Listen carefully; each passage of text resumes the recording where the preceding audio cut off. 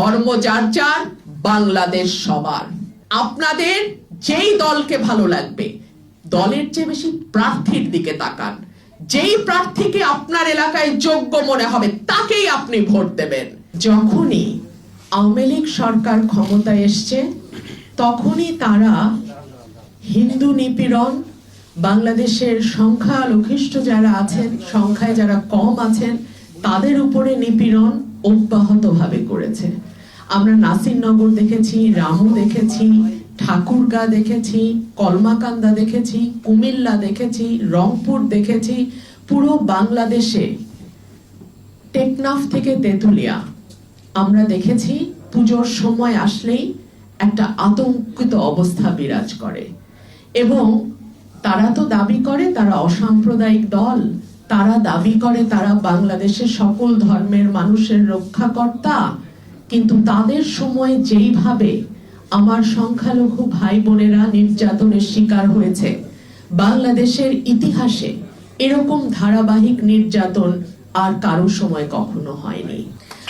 বাংলাদেশে গত 15 বছর কেউ নিরাপদ ছিল না, না হিন্দু, না মুসলিম, না খ্রিস্টান, না বৌদ্ধ, কেউ নিরাপদ ছিল না। হ্যাঁ, নিরাপদ ছিল যারা আওয়ামী লীগের রাজনীতির সঙ্গে যুক্ত, যারা আওয়ামী লীগের লুটপাটের সঙ্গে যুক্ত, আওয়ামী লীগের ভাগ বাটোয়ারার সঙ্গে যুক্ত, তারা নিরাপদ ছিল।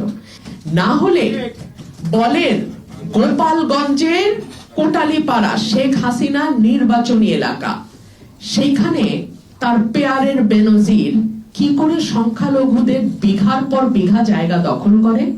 শেখ হাসিনা না থাকলে বাংলাদেশে নাকি কোনো সংখ্যালঘু নিরাপদ থাকবে না। এবং এই মিথ্যাচারটা প্রমাণ করবার জন্য ভারতের সহযোগিতায় প্রথম দিন থেকে বাংলাদেশকে অস্থিতিশীল করবার একটা চেষ্টা শেখ হাসিনা এবং আওয়ামী লীগ করে যাচ্ছে। আমি আমার হিন্দু ভাই বোনদের কাছে হাত জোর করে বলবো, আপনারা কোন নির্দিষ্ট দলের খেলার পুতুল হবেন না। আপনার ভোট ভীষণ মূল্যবান। আপনাদের যেই দলকে ভালো লাগবে, দলের চেয়ে বেশি প্রার্থীর দিকে তাকান। যেই প্রার্থীকে আপনার এলাকায় যোগ্য মনে হবে তাকেই আপনি ভোট দেবেন। যেই প্রার্থীকে মনে করবেন আপনার পাশে দাঁড়াবে, আপনার মানে সকলের পাশে দাঁড়াবে, তাকে ভোট দেবেন। কোনো একটি নির্দিষ্ট দলের ভোট ব্যাংকে পরিণত হবেন না।